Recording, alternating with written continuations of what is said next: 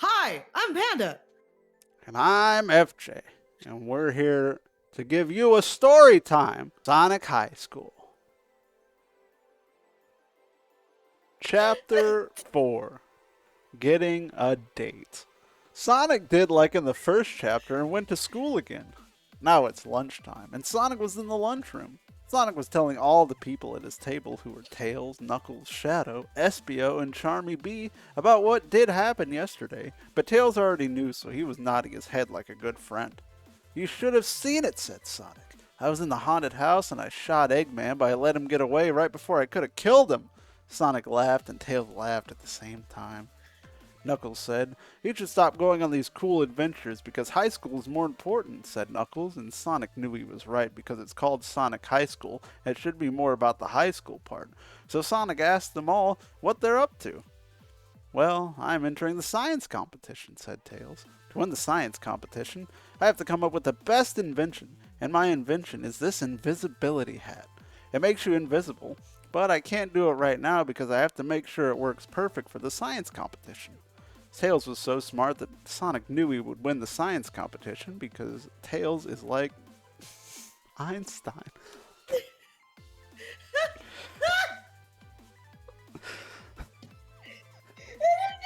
what I was trying to say. I didn't either the first. I didn't either the first time. I thought it was intestine. First I time I thought read it it. was intestine too. Nerd! Shout Knuckles right into Tails' ear. What a bad guy. "I'm just hanging out and not going to class because I want to cause trouble," said Knuckles. Knuckles was so bad that he would cause trouble. Sonic thought Knuckles was a fuck. Yeah. I'm gonna use that next time. You're a fuck. Shadow was next, and he was badder than Knuckles, but in a different way. "I'm not going to be around much longer," said Knuckles. He always did ellipses at the end of what he was saying because it was mysterious. "Where are you going?" said Tails. Okay, God. "Where are you going?" said Tails, because he was curious. "I'm going to kill my parents," said Shadow. See, this is how Shadow is worse than Knuckles. He did serious bad things. At least at the end of the day, Knuckles could sleep. Shadow is too dark for that. "I'm going to try for the football team," said Espio. Espio was athletic like Sonic, but not as fast, but he had a horn on his nose that was good for attacking people in front of him, so Sonic thought he would be good at football. "I'm going to try out for the play," said Charmy B. Charmy B was loud and singing always. "You're an annoying gamer word, so you should do great," said Knuckles. "Do not hurt my feelings," said Charmy. Charmy was used to being supposed to be heckled. "Do not hurt my feelings," said Charmy. Charmy was used to being hectored, so he was able to remove himself from his potent fury. "Did you see Rouge just now?" said Espio. "She is looking so hot in her tiny bra." Espio obviously wanted to kiss her deep. "You should ask her out," said Sonic. "But prom was yesterday," said Espio. "Well, that's okay. You can date any time," said Sonic. "Oh," said Espio. "Well, then I'm gonna kiss and sex her tonight." Espio was like a little boy looking at his mom's boob for the first time. Sonic and Tails together were both looking at each other, and they wanted to help Espio. "We're going to help you get a date," said Sonic and Tails at the same time, simultaneously. "And we're going to do it right now," said Sonic and Tails. Sonic and Tails got up and both grabbed one of Espio's arms and dragged him across the room. Sonic did most of the dragging because he is stronger, and put him right in front of Rouge. "What's this about?" said Rouge with a questioning sound. She blinked her eyelids quickly like a race car. "What do you want? Why are you here?" Espio looked right into her eyes with a passion like 100 barking dogs and said, "Rouge, will you go out with me?"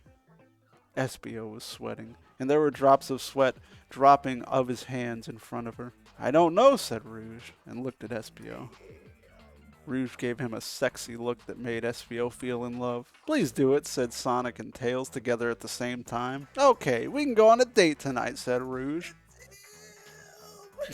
Sonic and Tails and Espio were stoked and high-fived right there. By the time this night ended, one of them would have done their first sex. Now, here's the hard. Now, here's the hard part," said Espio. "How do I put sex in her without getting in trouble. Sonic and Tails looked at each other and thought, uh-oh. And Espio walked out while holding on to Rouge's boobies because they are now boyfriend and girlfriend and it's allowed to do it. Chapter 5, Preparations. It was the end of the day at school, and it was time that Sonic and Tails and Knuckles got back on the bus at the bus stop to board it all the way home. We're on the bus now, said Tails. No more classes. Tails was happy but sad because he is smart.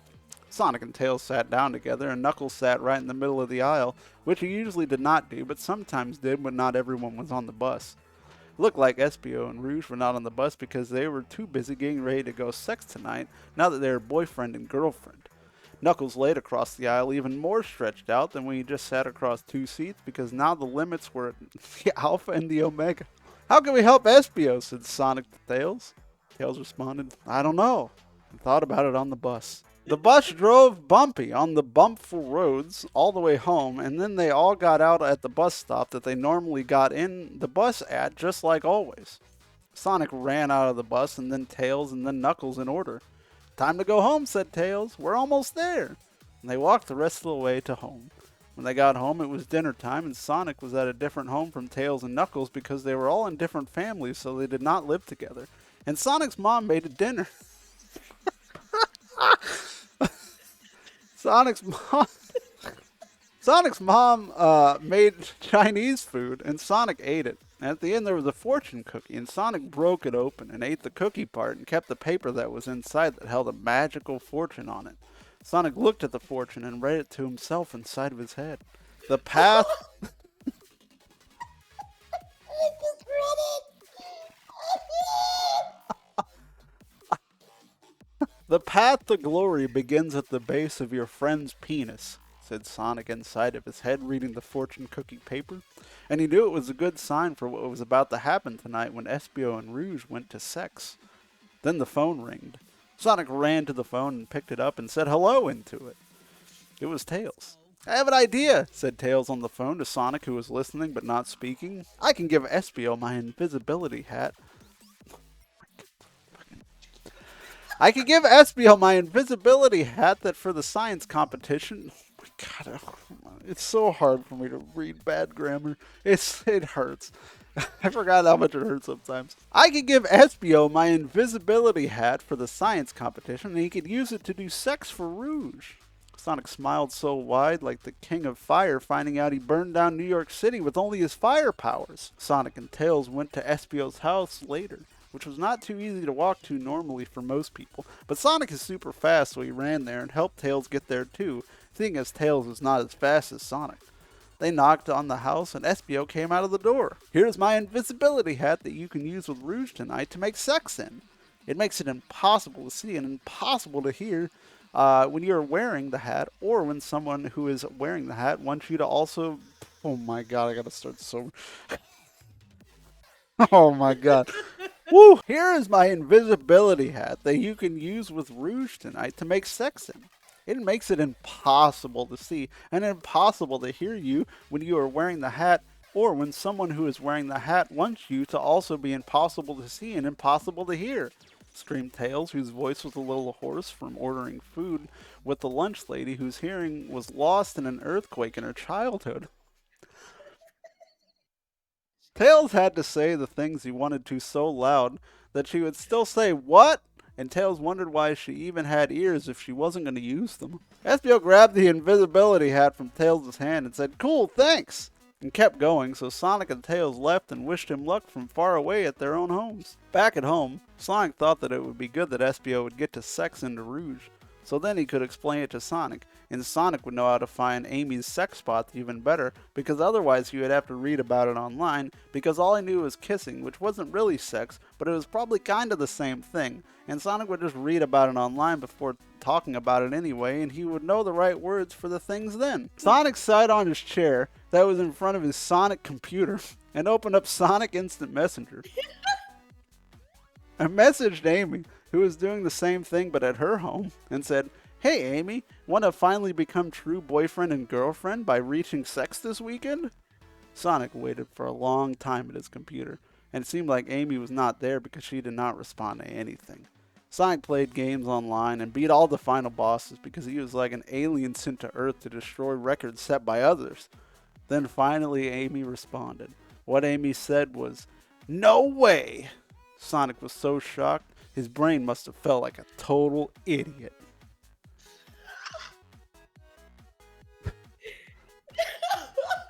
Chapter 6, Espio and Rouge.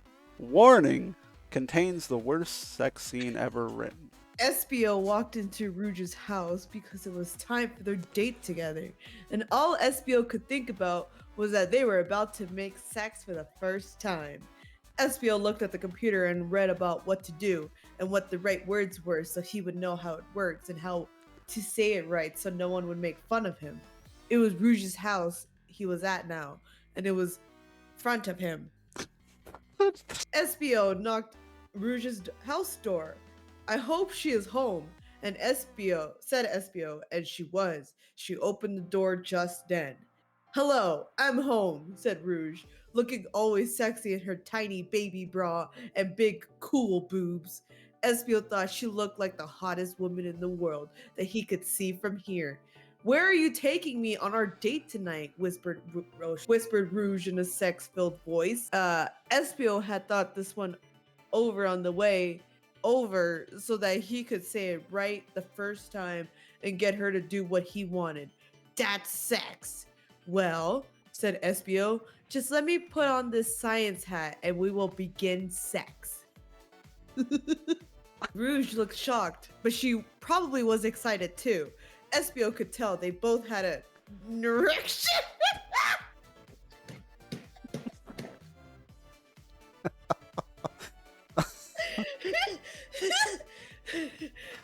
Erection is just a beautiful typo. It's a beautiful typo. "What?" said Rouge in a shocked way.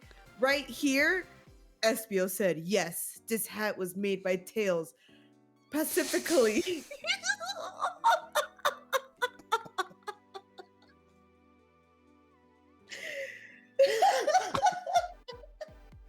"For our date. It makes it impossible to see and impossible to hear while I'm wearing it." Espio did a cool face at her because being smart can be cool too, as long as you're not a nerd ass. Rouge said, "Okay, let's go inside," and gently grabbed Espio's hand, but he pulled it back and she fell, causing him to fall, and they both together fell onto the grass where they rolled around in it until they were about in the middle of Rouge's house's front lawn, so there was plenty of room around them for activities. "No," said Espio, "I want to make sex in you right here."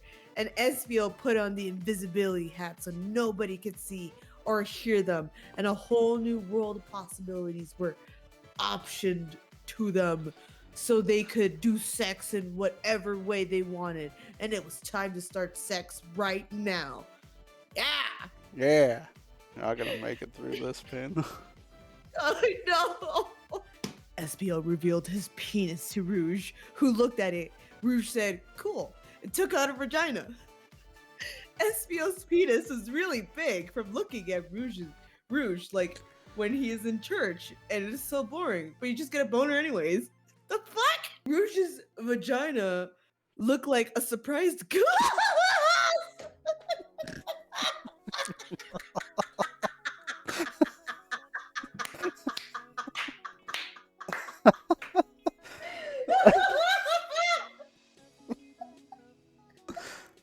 Never gonna look at vaginas the same again!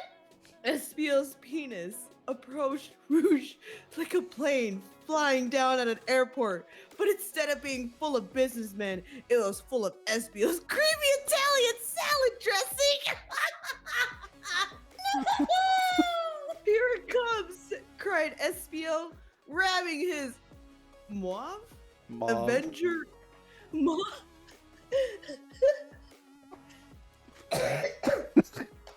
Dying! "Here it comes!" cried Espio, ramming his Mauve Avenger into Rouge's vagina spot.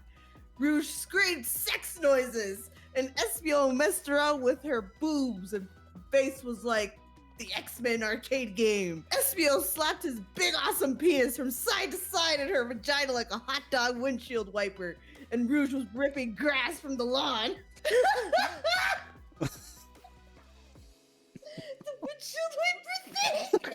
Then SBO used his tail to flip her over. He can do this. And put his penis into her butt. He moved his penis in circles into her butthole like he was building a golf course and digging out the back nine. Rouge was flipping.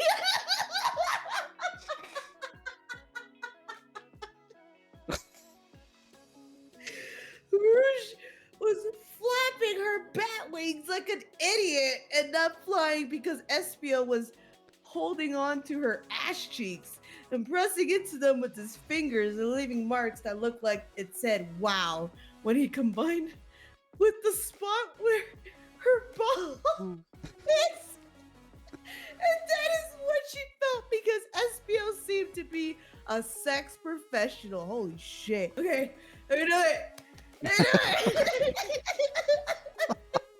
SBO used his tail again to flip her over and did all-star sex things like using his penis like a rolling pin on her face and plugging his penis into her belly button to see how far it would go, and making a balls hurricane with swirling his balls and her balls? What? Bitch, what the fuck is that? Finally, they both got so sexy that SBO's penis ejaculated and semen came out of it and landed on Rouge, who was lying there on the lawn, but no one could see them, so it was okay. At that part, SBO screamed, "It's semen time!" And Rouge shouted, "Create a generation in me!" SBO ejaculated semen into her vagina, and that was what happened. Now that they were done doing sex, they put their penis and vagina and balls away. I didn't know they both had penis, vaginas, and balls. Now that they were done doing sex, they put their penis and vagina and balls away, and SBO took off the invisibility hat. And it was like nothing ever happened. But they both know it did because they were there for it. Bye-bye, said SBO, and SBO walked off her property and away to his house, and did the rest of his things until school happened the next day.